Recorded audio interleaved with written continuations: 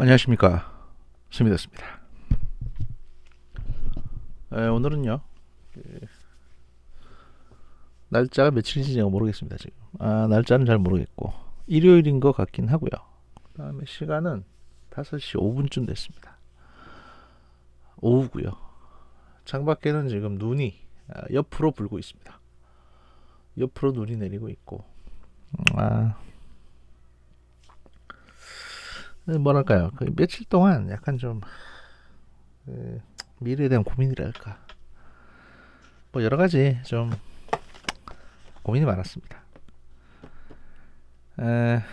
고민이 많아가지고 뭐 어떻게 해야 하나, 앞으로 뭘 하고 사나, 뭐 이런 여러 가지 생각을 했거든요.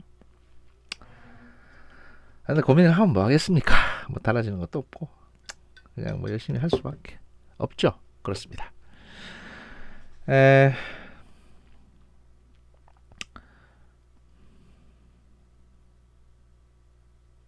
이런 말조차도 사실은 배부른 소리입니다. 그렇지 않습니까? 지금도 저 밖에는 추위에 떨면서 인사를 하러 다니는 예비 후보들이 있습니다. 그리고 뭐 사실 이 정치가 전부는 아니죠. 예, 맞습니다. 모든 사람들이 이 선거나 정치 때문에 막 너무 막 힘들어하고 몰입돼 있고, 이게 사실 이거 자체가 피곤할 수도 있습니다. 그래서 사실 맛있는 거 먹으러 다닌다든지, 또는 뭐 수소차를 몰고 충전을 하러 간다든지, 또는 뭐 그냥 평소 자기가 하고 싶던 취미 활동, 뭐 고양이를 키운다든지, 뭐 개를 돌본다든지, 또는 뭐 축구에 빠진다든지, 뭐 이런 것들이 도움이 될 수도 있습니다. 그리고 제가 최근에 들은 얘기인데, 그 반려동물 키우는 분들은 아마 아실 거라고 보는데, 그 삼성생명이나 이제 롯데 보험 쪽에는 그 반려동물하고 이제 그 주인하고 연계되어 있는 보험이 있다고 합니다. 그래서 이제 뭐 한 달에 한 5만 원인가 7만 원 정도 내면 그 반려동물의 어떤 질병 검사 이런 게 다 치료 이런 게 다 무료라고 하더라고요. 그래서 그런 게 있구나 싶어서 한번 또 말씀을 드려봤습니다. 보통 이 동물병원이 비싸지 않습니까? 보험이 안 돼가지고. 그런데 이제 그런 보험들이 이제 개발되고 있다고 하니까 뭐 궁금한 분들은 많이 찾아보셨으면 좋겠고요. 원래 이제 그 정분실, 저희 정분실의 미래에 관해서도 제가 뭐 조만간 큰 결단을 하게 될 것 같습니다. 아, 아닙니다. 결단 안 할 겁니다. 이렇게 제 마음이 하루에도 막 수십 번씩 휘날립니다. 예, 그렇습니다. 뭐 그렇다고 방송을 안 한다는 얘기는 아니고요. 예, 큰 결단이랄 게 뭐가 있겠습니까? 뭐 마이크를 좀 더 큰 걸로 바꿔볼까? 아니면 좀 더 작은 걸로 바꿔볼까? 뭐 그런 생각이나 하는 거죠. 그렇습니다. 지금 여러분들 이제 유튜브로 보시는 분들은 눈앞에 보이시는 게 뭐냐? 만들다만 독도함입니다. 만들다만 독도함이고요. 이것도 만들다가 이것도 제가 만들다가 만들지 꽤 됐거든요. 만들기를 시도한 지 이거 뭐 이거 부품은 얼마 안 되는 이제 그 프라모델인데, 이게 이제 만들다가 중단된 지 사실 꽤 됐습니다. 꽤 됐는데 이 각도가 좋긴 한데 이 각도를 지원해주는 그 지금 거치대가 없어요. 그래가지고 부득이하게 약간 높은 각도에서 이렇게 비추게 되는데 그 무슨 생각이 드냐면요, 이걸 또 다 만들면 뭐 하겠나. 이렇습니다. 갱년기도 아닐 텐데 분명히 오만 생각이 다 듭니다. 트위터에 욕을 하면서도 막 심한 욕을 쓰고 싶지도 않고, 가장 세게 쓰는 욕이 이 새끼야 뭐 이런 거거든요. 그러니까 만사가 그래요 지금. 네, 만사가 그렇습니다. 아무튼 만사가 그렇다는 거. 그래서 이제 제가 오늘은 뭐 간단한 뉴스 몇 가지 소개해 드리는 거는 2부에서 할 거고, 1부에서는 뭘 할 거냐. 1부에서는 말이죠, 그 지금 이제 저한테 쭉 이렇게 트위터라든지 게시판을 쭉 돌면서 저한테 악플 쓰는 사람들의 악플을 읽어보는 뭐 그런 시간을 한번 해볼까 합니다. 이게 저 초성으로 악플 쓰는 분들도 계시고, 또 요즘은 또 그렇게 옛날처럼 악플을 이렇게 많이 쓰는 분들이 안 계십니다. 왜냐면 이제 저도 이제 관심에서 멀어진 거죠, 이제 어느 정도는. 뭐 그리고 그렇게 욕을 해대니까 이게 겁나기도 하고, 뭐 툭하면 고소한다는데 뭐 그것도 그렇고 하니까 이제 그러시는 건 이해하는데, 근데 좀 더 관심을 가지고 악플을 써달라. 왜냐하면 이 인정 욕구라는 게 상상을 초월하거든요. 욕만 봐도 그냥 쩌릿쩌릿합니다. 그러니까 욕 쓰고 싶은 분들 주저하지 마시고 욕을 써주세요. 일단 트위터에서 대화명하고 이제 아이디를 다 소개를 해드리겠습니다. 저한테 욕하시는 분들 대화명하고 아이디를 다 소개해드릴 테고, 일단 저를 차단하셨어도, 그러니까 스미더스라는 계정을 차단하셨어도 저는 뭐 계정이 많기 때문에 다 일일이 검색해서 봅니다. 일단 대화명이 이제 소중하다 김호준이라는 대화명으로, 아이디가 FLORIST 7110 플러리스트 7110, 뭐 꽃꽂이 하시는 분인가 모르겠는데, 이분이 이제 쓰셨는데 뭐라고 쓰셨나? 스미더스 점점점 왜 점점점 쫄리냐 점점점. 무슨 의미인지 모르겠습니다. 뭘 가지고 쫄리냐고 하시는지 이것도 모르겠고, 좀 더 길게 써주셨으면 좋겠고요. 김호준이 소중하다고 하시는 분이 이렇게 말이 짧으시네요. 그리고 두 번째, 오소리 할매라는 분께서 HYANG 숫자 4U H 양 for you, 그죠? 오소리 할매라는 분께서 뭐라고 쓰셨냐면, 아이고 크크 도쿄올림픽 관장 스미더스 박사 이론에 심취하셨군요 라고 이제 쓰셨는데, 그래서 제가 타올라가 봤더니 뭐냐, 그 도쿄올림픽 선수촌장이 뭐라고 했냐면, 장마로 이 바이러스를 물리칠 수 있다. 그러니까 코로나 바이러스가 지금 막 확산되어 있는데, 도쿄 같은 경우에는 곧 장마가 오니까 이 장마로 이제 코로나 바이러스가 물리쳐질 것이다. 이런 이제 기사가 나왔습니다. 이런 기사가 나왔는데, 이거를 인용을 누가 하셨습니다. 뭐라고 하셨냐면, 이제 북옥국이라는 분께서 인용을 하셨는데, 북옥국은 이제 계정이 NORDRHEI333이라고 이제 북옥국이라는 분께서 인용을 하셔가지고, 비웃지 마세요. 저명한 스미덕수 박사님도 비로 방사능이 쉽게 내린다고 하셨단 말입니다. 과학에 기반한 주장입니다. 비는 신이 주신 선물입니다 라고 하셨는데, 비로 방사능이 쉽게 내려가는 건 맞습니다. 방사능 물질 자체는 이제 그 돌성분이고, 이게 이제 그 비에 쉽게 내려갑니다. 그러니까 나가사키나 히로시마에도 사람이 사는 겁니다. 그리고 이제 뭐 여러분이 말하는 이제 후쿠시마 원전 오염수라는 것도 그렇게 씻어 내려간 물들이 다 모여 있는 걸 말하는 거거든요. 그게 물이나 비에 이제 녹지 않는다면, 섞이지 않는다면, 오염수를 방류하든 말든 여러분이 신경 쓸 필요가 없겠죠, 그죠? 그러니까 이제 그걸 잘 이해하시는 분들은 여러분이 돌대가리신 거고요. 원자력 계통을 좀 연구를 하다 보면 비에 이제 방사능이 쉽게 내려간다는 걸 알 수 있습니다. 다만 이제 이 방사능이라는 거는 두 가지 성질이 있습니다. 방사능은 일종의 파장입니다. 방사능이라고 하는 거는. 그러니까 빛과 같은 파장이 어떻게 물에 쉽게 내려가냐, 이딴 소리를 하시는 거예요. 근데 그 파장을 내는 물질은 어차피 광물질이고 돌가루 같은 겁니다. 우라늄이나 프로토늄이나 다 이제 따지고 보면 돌가루니까, 중금속. 이거는 물에 쉽게 내려가요. 그 다음에 낙진이라고 하는 그 먼지에 묻어있는 방사능 물질이 포함되어 있는 먼지도 결국에는 물에 쉽게 내려갑니다. 물리적으로. 그렇게 이해를 하시면 되겠습니다. 괜히 저 어디 가서 이상한 소리 듣고 다니지 마시고요. 아무튼 그렇습니다. 또 이 스미더스라는 이름으로 이렇게 이제 악플을 다신 분들이 사실은 최근에는 찾아보기가 상당히 힘듭니다. 왜냐하면 이 욕을 갖다가 잘 안 해요. 요새는 관심이 없어서 그런지. 개 중에 한 분 계시는데, 대한민국 욕플러, 욕먹을 때가 좋을 때란다 라고 트위터 아이디 골뱅이 P9G9P9라고 이제 하시는 분께서 쓰셨는데, 친일파 스미더스랑 찌빠 김인성이 싸운다고 골 때리는 새끼들이네, 빙신끼리 서로 위해줘야지 원 크 이라고 하셨는데요.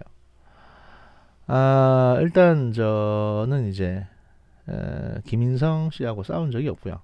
제가 일방적으로 김인성 씨를 비난을 했습니다.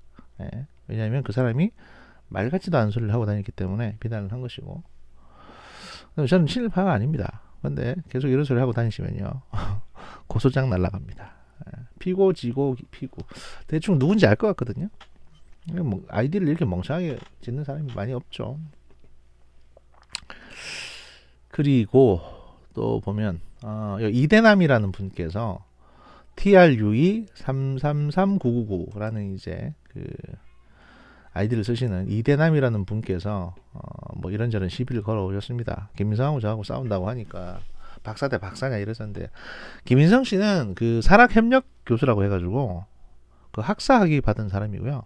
박사 아닙니다. 그리고 어떤 연구 프로젝트를 위해서 이제 그 기업에 있는 업체 전문가 한 명을 잠깐 델다가 부교수 직함을 주고 강의는 안 시키죠. 당연히 그냥 저기 뭐 이런 연구 프로젝트만 수행하고 이거 한 몇 년 하다가 계약 끊겨서 끝난 사람이거든요.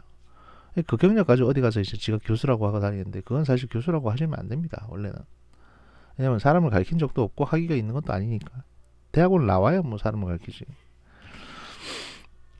어쨌든 뭐 그런 건데, 뭐 그렇게 해서 이제 시비를 거셨는데 제가 그 사람 박사 아니다 이렇게 정정을 해줬습니다. 그랬더니 이제 뭐 뭐라고 뭐 알겠다고 뭐 계속 딴지를 걸어요. 그러니까 이 양반이 그 전에 이제 그 제 계정에 대해서도 계속 딴지를 걸던 사람인데, 딴지를 거시길래 제가 근데 이제 그 포사를 보니까 그 셀리의 법칙이라고 이제 유명한 사람이 있습니다. 약간 정신이 나간 그 양반이 이제 그림을 그려준 모양이더라고요, 푸사를. 그래가지고 이제 제가 이제 일단 글을 썼습니다. 셀리 이 양반이 부계정질까지 하냐라고 이제 글을 썼더니 이 이대남이라는 사람이 그걸 또 인용을 해가지고 프로필에 적힌 걸로 셀리님이라고 판단해버리면 스미더스 박사 이런 두뇌를 믿는 것들은 반성 좀 해야겠네라고 이제 디스를 하셨는데, 사실은 이거는요, 당연히 푸사에 셀리 법칙이라고 제공되어 있는데 프로필이 그 그림이라고 이걸 갖다가 셀리라고 단정해서 적겠습니까마는 이렇게 셀리 새끼 부계정질까지 하냐라고 적어놔야, 이렇게 한번 푹 찔러놔야 그 다음에 얘가 어떻게 반응하는지, 그 다음에 셀리가 어떻게 반응하는지를 봐가지고 진짜 부계정인지 아닌지 알 거 아닙니까? 그죠? 얘가 멍청한 거고요. 일단 이렇게 발끈하는 거 보면 셀리의 부계정일 가능성도 있다고 보여집니다. 아무튼 그렇고요. 참고로 셀리의 법칙 그 양반은 본인이 여자 뭐 말투를 보면, 그러니까 글투를 보면 여자는 맞는 것 같고 20살이라고 하는데 제가 보기엔 한 30대 중반이나 뭐 그쯤 됐을 것 같아요. 말한 투나 뭐 머리 굴리는 거나. 아무튼 그렇고요. 뭐 큰 관심 없는 사람이기 때문에 더 길게 얘기는 하지 않겠습니다. 가뜩이나 요즘엔 별로 영향력도 없고 생각하는 것도 점점 좀 떨어지는 것 같고. 그리고 헬로키치 수묘라는 계정을 쓰는 사람이 있습니다. 이거 대한민국에 쓰는 사람이 있는데, 이분이 이제 그 INEEDACAT 언더바 해가지고 이제 골뱅이에서 이제 그 트위터 아이디를 쓰시는데 이 양반이 이제 뭐라고 적었냐, 스미더스 뽀식이 닮았다고 말했지 크크크크이라고 했는데, 뭐 제가 이제 이용식 씨 닮았다는 소리를 좀 듣습니다. 뭐 근데 뭐 나쁜 얘기는 아니죠, 그 정도면. 이 양반은 예전에는 이제 험한 말을 되게 많이 하고 다녔던 사람이거든요. 헬로키치 수묘라는 사람은. 그리고 이제 헬로키치 이 수묘라는 계정을 쓰는 부계정 쓰는 게 몇 개 있습니다. 또 이 양반이 대부분 고양이 계정인데, 예전에는 굉장히 그 험악한 말을 많이 하고 다니다가 요즘에는 많이 좀 유해진 것 같더라고요. 그리고 또 보면 BERADIN 이라는 대화명을 쓰는 분이 계십니다.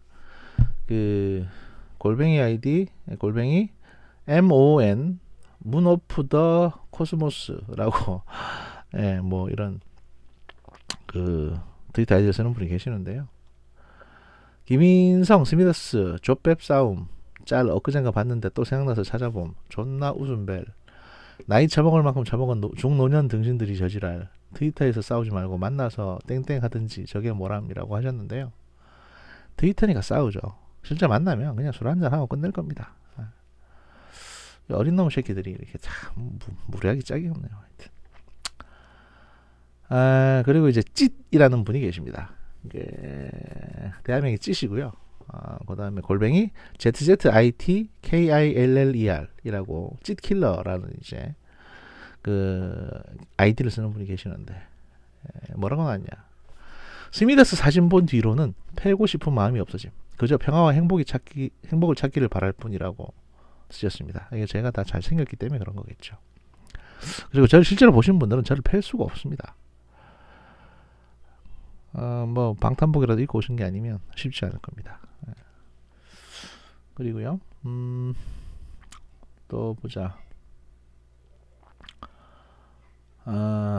여기 보면은 라떼냥이라는 사람이 2월 14일에 글을 하나 썼습니다. 뭐 골뱅이 라떼냥이라고 뭐라고 썼냐면, 어우 더러워라, 지나가다 보고 시끄밤, 스미더스 저 새끼가 전우용이 교활이 시장 간 거 깐 걸 캡처 떠서 문프 시장에서 어묵 드시는 사진 맞춤해 놓고 요새 누가 시장 가냐 해서 욕했더만 쫓아와서 지랄해서 벽돌 던짐이라고 하셨는데요. 예, 맞습니다. 잘 보셨네. 근데 그 가운데 왕 운운하고 지도자 운운 해가지고 전우용 씨가 의도치 않게 이제 문재인 대통령을 디스한 것도 맞아요. 이건 뭐 그 사람 머릿속에 네가 들어가 보지 않았을지 모르는 모양인데 들어가 보시면 아실 테고 뭐 그렇습니다. 그리고 이제 박주민 씨 건너뛰죠. 예. 이 사람은 뭐 좀 중요한 사람도 아니니까.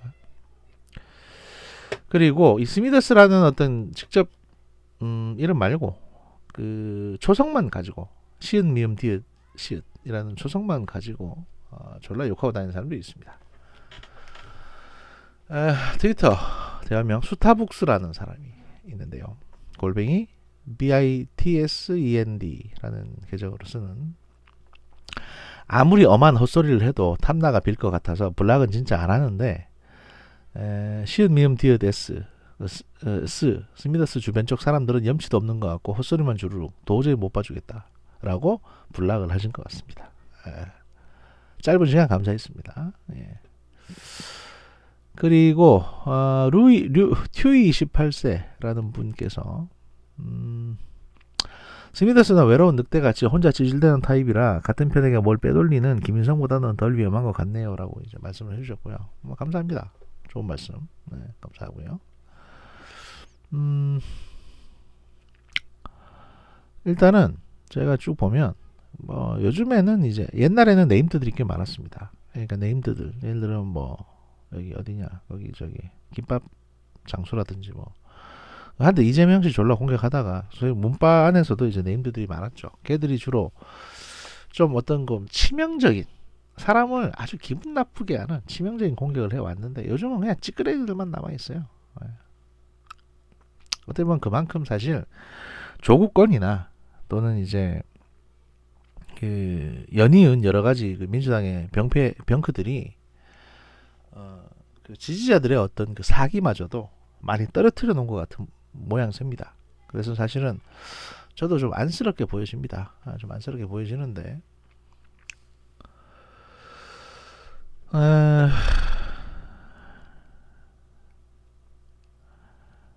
또 보면은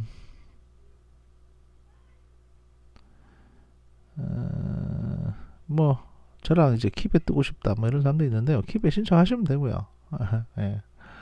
킵에 신청하시면 되고 괜히 여기 혼잣말로 이렇게 킵에 뜨고 싶다 뭐 제가 얼마나 아는지 모르겠다 뭐 남의 인생을 살아보지 않고서 그렇게 타인이 뭐 원자력 정책도 하고 법학도 전공하고 군사 분야도 하고 뭐 이게 다 했다는 게 말이 되냐고 싶겠지만 그 문재인 대통령은 변호사만 한 사람이 지금 뭐 군도 통수하고 다 하고 있잖아요. 그러니까 닥치면 다 하는 겁니다. 뭐 타인의 인생을 살아보지도 않았으면서 뭐 그렇게 잘한다고 본인의 어떤 거 아주 쪼박터진 인생 경험하고 이 지능 지수로만 타인을 평가하고 분석하고 보려고 그러세요. 그냥 자기 인생이나 살지 그냥. 그게 안 되면 깜냥이 안 되면 뭐 그런 말씀을 드리고 싶습니다. 그분들이 꼭 들으셨으면 좋겠다. 이 방송은 이런 생각이 들고요. 그 팟빵 게시판 같은 경우에는요. 팟빵 게시판 같은 경우에는 예전에는 뭐 응원글도 꽤 있었고 요즘도 물론 응원글은 꾸준히 올라옵니다.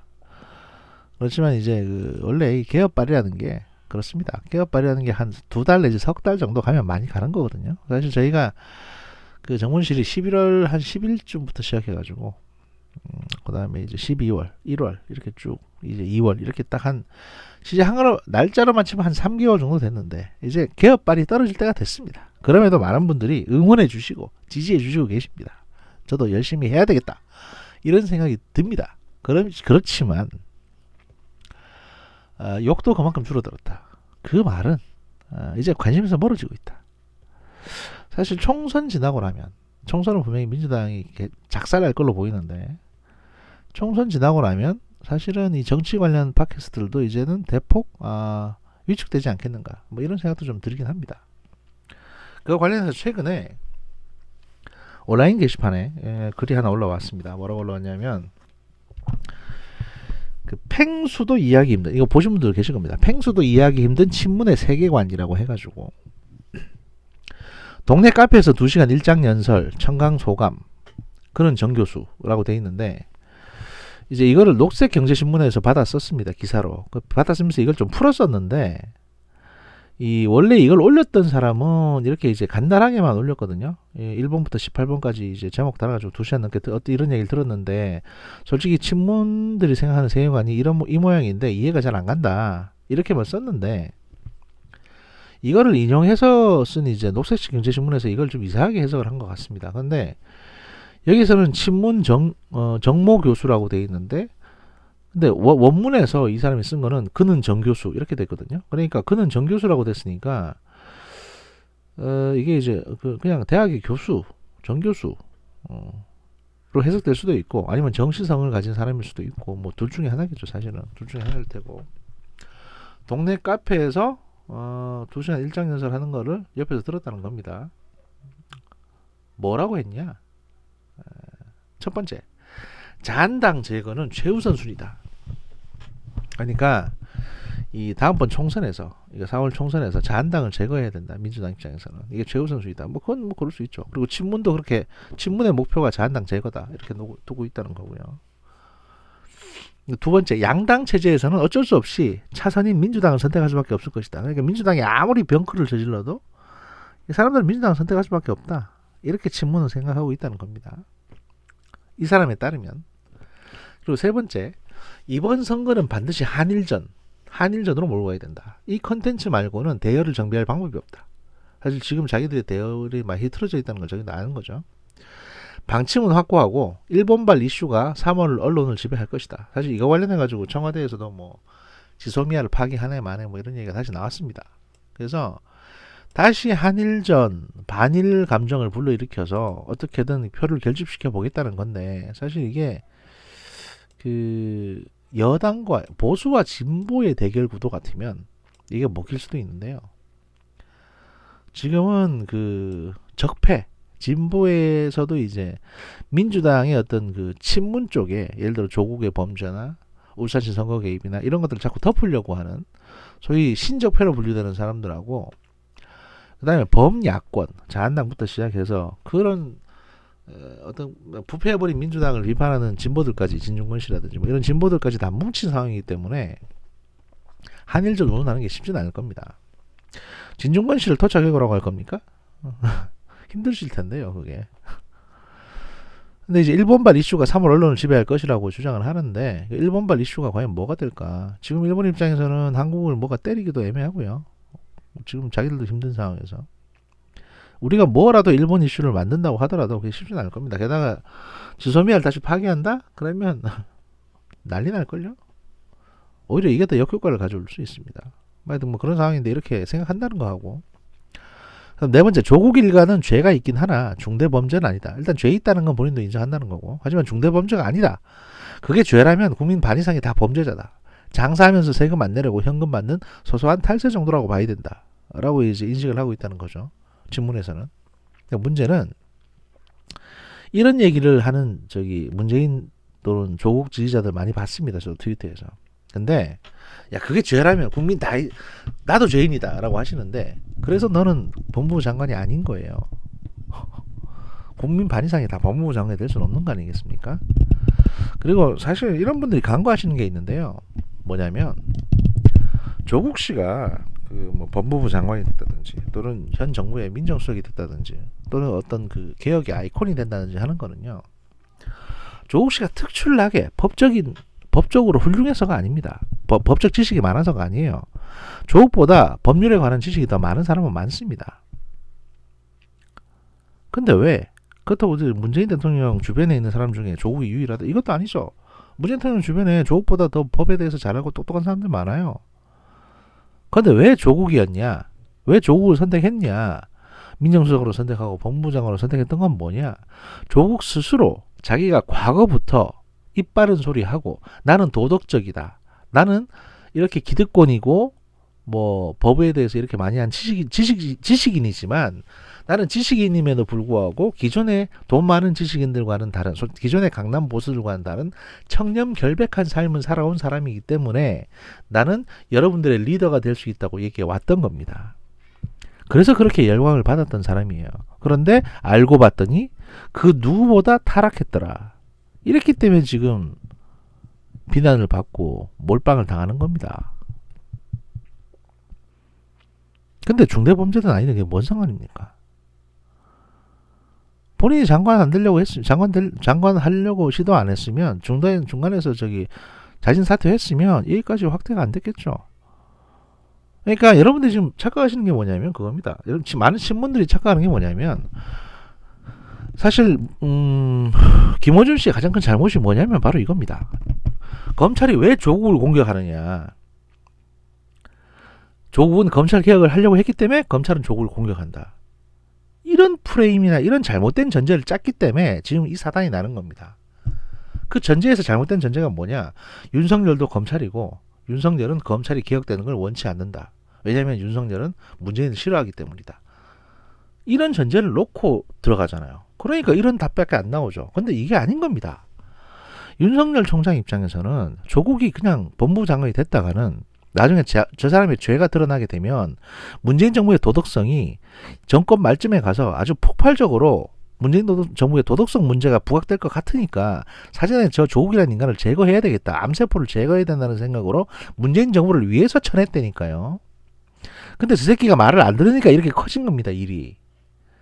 그러니까 전제가 잘못되어 있으니까 이런 분석이나 해석도 다 틀릴 수밖에 없죠. 그러니까 당연히 전쟁엔 질 수밖에 없는 겁니다. 몸봐 여러분들은. 다섯 번째, 정유라와 조미는 태생부터가 다르다. 비교 불가하다. 이런 얘기를 신문들은 하고 있다는 건데 전 이게 뭔 소리인지 모르겠습니다. 정유라하고 조민이 뭐가 다릅니까? 뭐 조민은 사람 새끼 아니고 닭에서 났습니까? 정유라는 금메달이라도 땄지. 조민은 한 게 뭐가 있어요 지금. 태생부터가 다르다. 비교 불가다. 이건 진짜 무슨 뭐 귀족도 아니고 이런 마인드 가지고 이거 정유라하고는 비교하지 마세요. 뭐 어차피 그보다 범죄는 똑같지만 이 신분이 다릅니다. 뭐 이딴 소리를 하는 건지 모르겠는데 하여튼 그렇고. 6번 울산 선거 공작은 범죄는 맞지만 관행적인 성격이다. 이건 뭔 개소리. 이거 범죄입니다. 그냥 범죄고요. 관행이라 하더라도 범죄는 범죄입니다. 범죄고 관행치고는 아주 조직적으로 개입을 하셨고요. 그러니까 가만 보면 지금 친문들은 조국이나 울산 선거공장이나 다 범죄는 맞다고 인정을 하고 있다는 겁니다. 하지만 어쨌든 우리 편이 저지른 거기 때문에 막아야 된다. 이 마인드로 간다는 거죠. 지금. 7번 이번 총선에서 지면 탄핵으로 직행할 것이다. 이거는 말도 안 되는 얘기가, 그건 뭐 자한당에서 그런 얘기를 하고 있는데 그렇죠. 총선에서 표 얻으려고 하는 거고, 솔직히 만에 하나 이번 총선에서 자한당이 뭐 한 150석 이상 가지게 되고 그 다음에 민주당이 뭐 참패해서 90석으로 쪼그라든다고 칩시다. 그러면 자한당이 돌았다고 탄핵하겠어요? 2년 내내 자기들이 정부의 멱살을 잡고 그 전국을 주도할 수 있고, 그 다음에 예산도 자기들 마음대로 편성하고, 어쨌든 청와대 협조를 받아낼 수 있는데 갑자기 탄핵을 덜렁 해버리면 그럼 그 역풍을 누가 뒤집습니까? 게다가 자한당은 무슨 대권 후보가 준비가 돼 있습니까? 탄핵한다고 해서 자한당 쪽에 대권 후보가 준비되어 있는 것도 아니에요. 그러니까 이것도 사실은 이게 친문이라고 과연 생각할 수 있는지, 이런 양반들이 이런 말을 하고 다니는 사람들이, 그게 좀 의심스러울 정도입니다. 솔직히 이런 저열한 인식 가지고 무슨 정치인 지지운동 한다고. 아무튼 그리고 8번 진중권 문제는 사실 여부가 아니라 자한당에 도움이 된다는 것이다. 이런 인식을 하고 진중권을 비판하고 있다는 겁니다. 그러니까 진중권 씨가 뭐 말을 하고 다니는데 이게 뭐 사실도 있고 진중권 씨가 과정에서 말하는 것도 있겠지만 사실 그게 중요한 게 아니라 진중권이 말하는 것 때문에 자한당에 도움이 되기 때문에 진중권의 입을 막아야 된다. 이렇게 친문을 생각한다는 거죠. 그리고 9번 윤석열은 공수처가 생기면 구속할 것이다. 또 윤석열을 구속시켜야 대선에서 승리가 가능하다. 아주 전형적인 망상인데 이게 윤석열이 구속되는 순간 탄핵입니다. 바로. 예. 무슨 근거로 구속시킬지도 모르겠지만 공수처가 사실 그렇게 할 수 있는 조직도 아니고요. 일단 이렇게 뭔가 이런 걸 쭉 읽어 내려가면 무슨 생각이 드냐면요. 과거 이제 히틀러라든지 또 일본의 대본령이 전쟁 말기쯤 돼가지고 뭔가 이제 확 획기적인 신무기가 나와서 이 모든 거를 어디 영웅이 출동해서 이 모든 거를 한 번에 역전시킬 수 있는 데 대해 자꾸 집착을 하게 되거든요. 지금 친문이라는 분들도 그만큼 심리적으로 궁지에 몰려 있다는 생각이 듭니다. 솔직히 말씀드리면 좀 안쓰럽기도 하고요. 10번 이낙연이 떨어지고 황교안이 되는 것도 대선을 위해서는 나쁘지 않은 선택이다. 아직 카드는 많다. 뭐 이런 생각을 했다는 건데 이낙연이 당선 안 되기를 바라는 친문들이 꽤 있습니다. 이낙연이 되면 아마 이제 이낙연이 대선 후보가 되는 구도로 너무 가버릴 것 같으니까 이낙연 차에 떨어져 버리고 완전히 이제 민주당 내에서 아사리판이 돼가지고 뭐 이재명이나 또는 뭐 박원순이나 이런 사람들하고 다시 뭉치는 게 낫지 않냐 뭐 이런 생각을 친문들은 하고 있는 것 같아요. 근데 이낙연이 떨어진다는 거는요. 대세가 그만큼 기울었다는 얘기입니다. 그러니까 이낙연 총리가 떨어질 정도가 되면 민주당은 70석도 못 얻어요. 전국에서. 그 정도 상황이 돼야 이낙연이 떨어질 수 있는 겁니다. 지금 상황에서는. 그러니까 이건 아예 그냥 정치에 대해서 이제 마인드가 좀 부족한 분들이 희망상에 대해서 말씀하시고 다니시는 것 같고요. 11번 안철수가 무당 층표를 가져가면 문제가 된다. 당연히 그렇죠. 정의당이나 이런 애들 먹고 싶은 거 다 가져갈 테니까. 12번 박지원은 이번 선거까지만 이용하고 제거해야 할 대상이다. 꿈도 야무지시다고 생각이 듭니다. 13번 검세가 무리하게 사실 검세나 윤춘장 이런 표현을 쓰는 것도 사실 좀 짜증나는데 왜냐하면 이 표현을 쓰는 순간 이 사람이 갖고 있는 어떤 일반 상식이나 이런 게 아주 훅 떨어진다는 게 느껴지거든요. 근데 뭐 검사로 바꿔서 말씀드리겠습니다. 검사가 무리하게 기소했으나 법원에서는 모두 제지당할 것이다. 이미 법원은 헌재부터 3심까지 준비가 돼 있다. 시간은 민주당 패이다. 이런 얘기를 하시는데 사실 지금 법원 분위기가 많이 바뀌고 있습니다. 뭐 사람을 거기 앉혔다고 그래서 판사들을 그렇게 니들 마음대로 움직일 수 있는 게 아니에요. 판사들은 생각이 없습니까? 지금 딱 봐서 정권 2년 조금 넘게 남았는데 뭘 얘들 위해서 봉사를 해줘요. 잘못된 거 올라오면 바로바로 처리하면 되지. 착각하시는 게 있는데 판사는요 정치인 편이 아닙니다. 판사는 법에 근거해서 판결을 내리는 사람이고요. 판사들은 검사가 조사해가지고 올라오면 그걸 일단 믿고 거기에 전제해서 재판을 진행합니다. 증거가 있으면. 그러니까 증거와 양심 이게 판사의 판단 근거지. 사람을 우리가 꽂아놓은 사람이 있으니까 걔들이 그렇게 해줄 거다. 그런 식이면은요 이전에 이명박 박근혜 정부 때는 그보다 더 했겠죠. 그럼에도 불구하고 그런 판결이 그렇게 나오지 않았던 거는 판사들이 다 생각이 있는 사람들이기 때문에 그런 겁니다. 14번 민평년이 의외로 말을 잘 들어서 다행이다.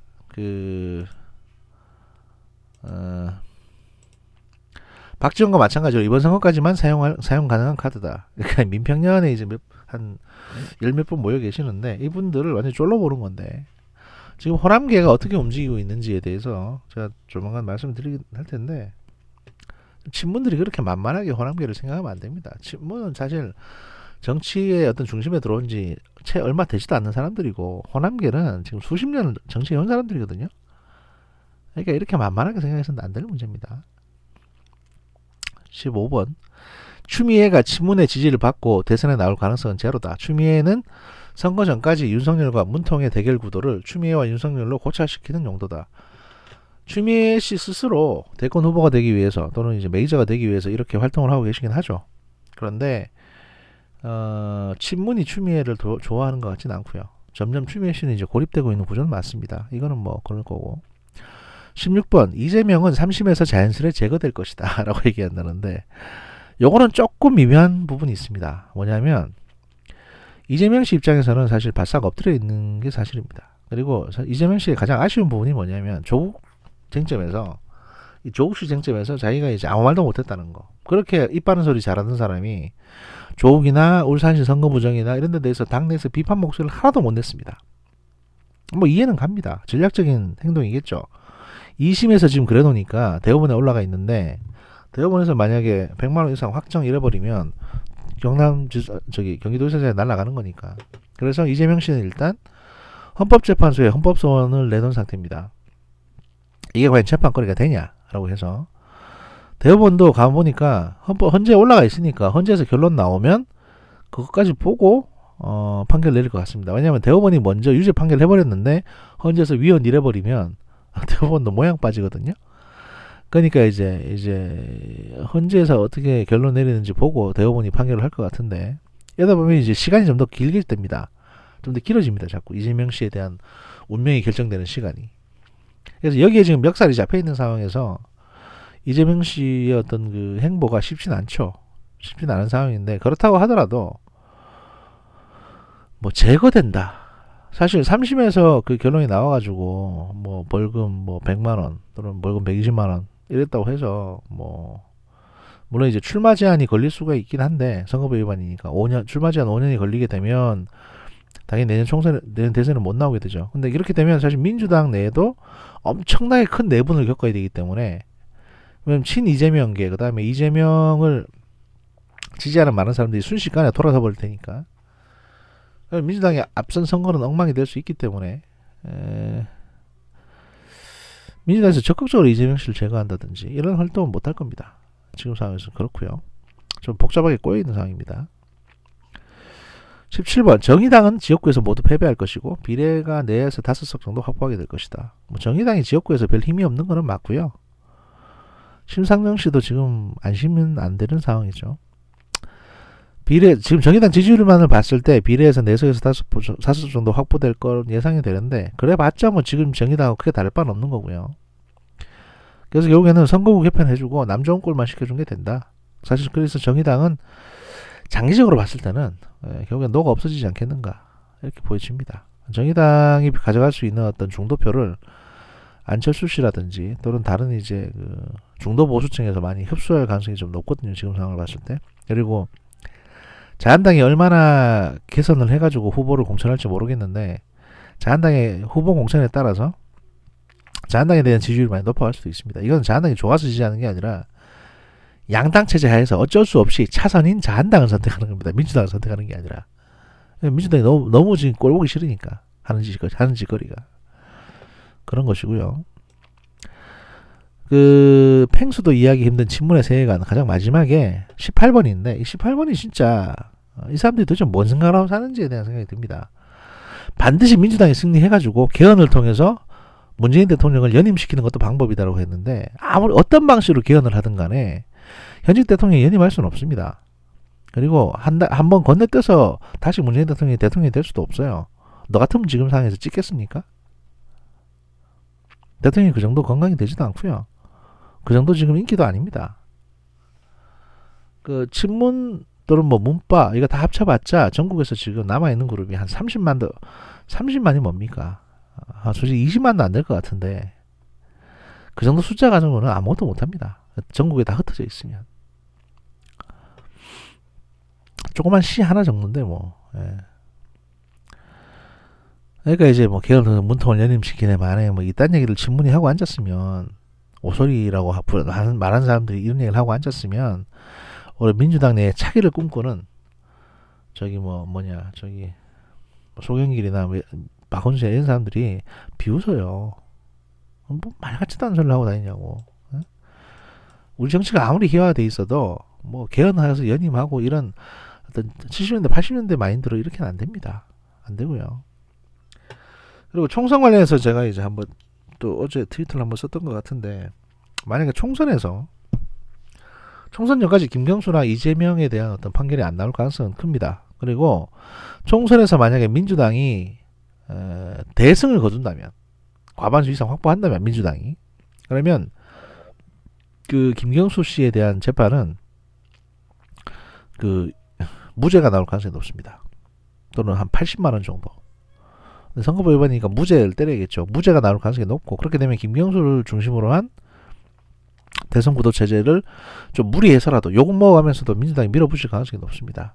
그런데 한 진짜 8, 90석대로 쪼그라들고 참패한다, 이렇게 되면 김경수 씨에 대한 거는 바로 유죄가 나올 테고, 이재명 씨라도 살려가지고 어떻게 이제 뭐 다시 한번 붐을 일으켜 보려고 이재명, 박원순 또는 뭐 이낙연 이런 구도로 해서 이제 대선 준비를 해보려고 시도를 할 가능성이 높고요. 민주당이 승리하면 이재명 씨한테는 아마 유죄가 떨어지는 가능성이 높습니다. 이렇게 되면 그 차도 살인이라고 직접 날리는 게 아니라 법원 힘 빌려가지고 경쟁자 제거하는 형태로 해서 이재명 씨 날려버리려고 할 테니까, 그러면 김경수 씨는 무죄 나고 이재명 씨 유죄. 총선에서 승리했을 경우에 민주당이 총선에서 참패했을 경우에는 김경수 유죄, 이재명 무죄, 이렇게 날 가능성이 높다라고 보여집니다. 이건 뭐 좀만 읍소하면, 법원에 읍소하면 되는 거니까. 또 그만큼 두 개의 상황이 약간 애매하기도 합니다. 하여튼 이런 얘기들을 만나가지고 커피 드시면서 하고 있다는 건데, 뭐 지역 상권하고 뭐 동네 조그만 커피숍 살리는 데에는 긍정적이라는 생각이 듭니다. 앉아서 뭔 얘기를 하든, 뭐 누구 아버지가 뭐 누구랑 바람이 났네 뭐 이런 얘기 하는 것보다는 이게 좀 더 건강한 얘기니까요. 정치 얘기 하시는 게 나라 걱정이기도 하고. 네.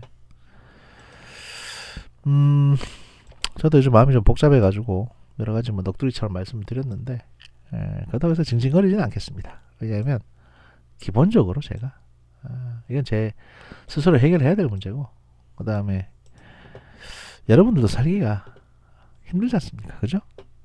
그리고 기본적으로 인간은 말이죠, 다른 인간에게 뭔가 기대서는 안 됩니다. 그리고 도움도 사실 크게 안 되고요. 뭔가를 도움을 베풀려 준다고 하더라도. 예, 그렇습니다. 저희 거장파이라고 할 뻔했네. 저희 정문실은요, 파주의 정해장국, 그리고 청담의 도라마 코리아, 그리고 환타님, 그리고 이제 환타님의 모든 그 많은 책들, 그리고 이제 데볼프의 가죽 제품, 이리공방, 그리고 콰지님의 코지비노와 함께합니다. 1부를 마치고 뭘 좀 먹고 바로 2부에서는 이제 관련한 뉴스들을 좀 소개하는 그런 시간을 갖도록 하겠습니다. 감사합니다.